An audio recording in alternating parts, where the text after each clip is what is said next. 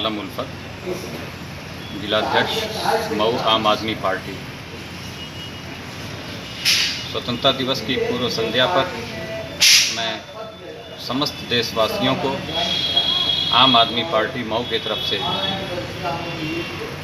स्वतंत्रता दिवस की हार्दिक शुभकामनाएं प्रेषित करता हूं और देश के उन तमाम वीर जवानों को जिन्होंने देश की आज़ादी के लिए अपनी कुर्बानी दी, उनको नमन करते हुए सभी देशवासियों